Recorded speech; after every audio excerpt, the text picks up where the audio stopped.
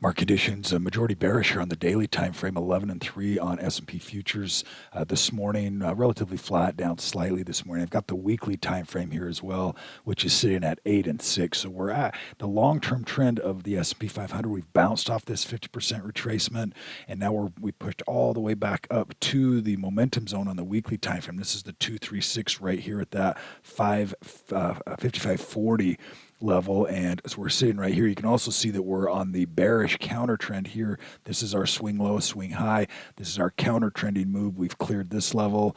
We've now cleared and finding support at the 382. Now this 50% level, we're just sitting right up above that, but this is right at that breakdown point. So we could see a little push higher, some resistance. We'll see how much strength, and if we can close and stay up above really this 5,500 level on S&P 500 would continue to add toward the bullish case, as we then would have a couple of significant areas of support for the market and for the bulls to grab onto at those levels. We already do. That was a pretty significant move off of the 5146 range, pushing up and holding this level as well. Now holding this 5500 level.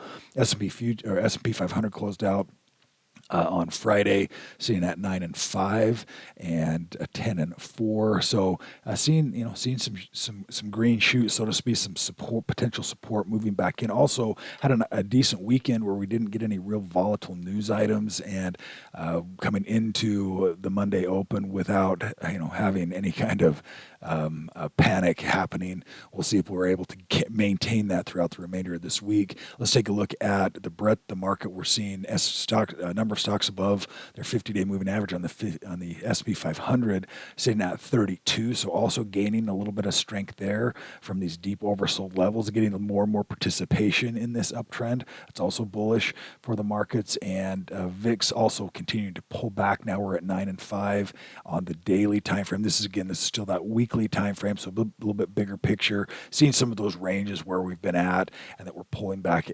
into into the 20s again on volatility. Again, more bullishness potentially for the market where we're at currently. SHY short end of that yield curve, still bullish trends, 14 and 0, moving higher, 82. The weekly time frame also, you can see that trend really expanded, but kind of squeezing and tightening up right here, and moving higher. So getting a good solid bullish tone on the short end of that yield curve. Bonds going higher, that'll be good to push interest rates down. We're seeing that 2-year continuing to see that compression and tightening to the downside. That's what we would want to see. Is to be able to have those interest rates either stay where they're at or start to come back down a little bit. And let's take a look at the long end of that yield curve, TLT. Also having a longer-term bearish trend, even in the short term as well. Some real volatility here in the last few weeks with the 10-year Treasury. We've talked about that, and the yield on that sitting at 427 with a slight bearish tone. Again, really compressed trend right here. A lot of indecision on the direction that rates are going to go right here, and bond market certainly showing that.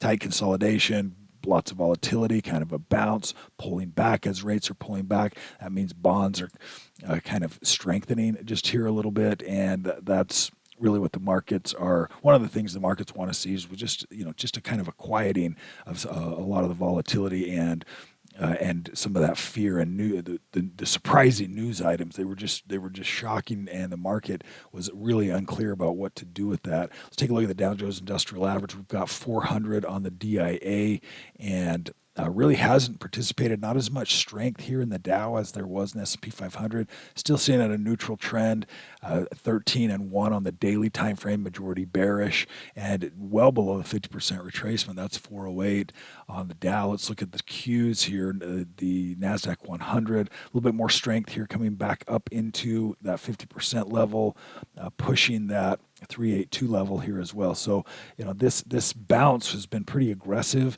but now is this just counter trending back up into the resistance, and are we going to see bears take control? Those bears that really pushed us through, are they going to come back in and start to push back down again at these areas? This is a significant area right along here for that potentially to happen here in tech as well. Let's keep an eye on that this week. IWM, Russell 2000, getting some strength here this weekly time frame. We retraced a little bit deeper down into these lows. We've retested those. Now we're pushing back up against the underside of this 193, 194 range, getting a little bit more support here as we've now notched up above this range. Now we're up into this range as well. Again, all of these markets really similar type of formations and price patterns into a counter trend now, and pretty deep into this counter trend of that real sharp bearish move that we've had with all of the tariff volatility. Let's take a look at USO.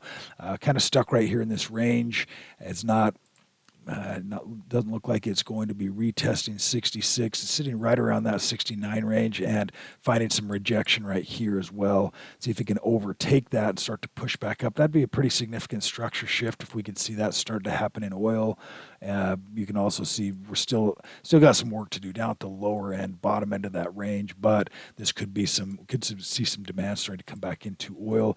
Gold, on the other hand, can continue softening here. Watch that 236 location. It's now pulled back into that. We'll see if it holds up in momentum right here, or if we start to get markets calming enough that it may start to move over, get some bullishness back into equities, and see if gold starts to pull back into some of these deeper zones. Definitely extended. We know the scenario. This weekly time frame on gold is just unsustainable at these levels. So we'll see if we get any kind of support and push higher. If there's more fear and more discussion that could get a flight into quality and out of U.S. dollar, out of U.S. bonds, and that money going into gold, that trade may be unwinding here just a little bit. We shall see on that. A couple of stocks to consider. I've got a couple here that are showing up in the screens. They're deeper in the retracement. Tesla's one of them. Okay, Tesla's had a really nasty sell-off, starting to stabilize down at these levels. Big move the other day, solid confirmation, increased volume. Definitely seeing some interest here in Tesla again. It's got a lot of work to do, but it's still earlier in that trend. It just hasn't started the momentum. But it's definitely starting to shift over into that bullish momentum. Some demand certainly showing up here on Tesla, and a lot of these names that have retraced really deep into these counter trend zones are finding some support right here. Rivian is another one in that space that's finding some support. Some stocks in the upper end of the range, Cardinal Health, which CAH in upper momentum, also seeing COR, which has got a nice holding that upper momentum range there as well in the health space on a couple of those.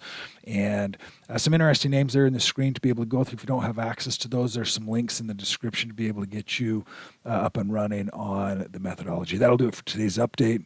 Everyone have a fantastic day today.